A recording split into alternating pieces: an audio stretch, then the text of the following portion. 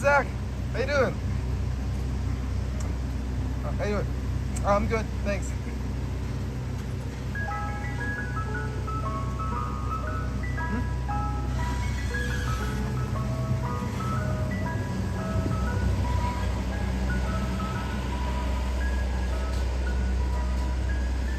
Zach Zonas, fahren wie Tag, man. Das ist schon so wie Tag.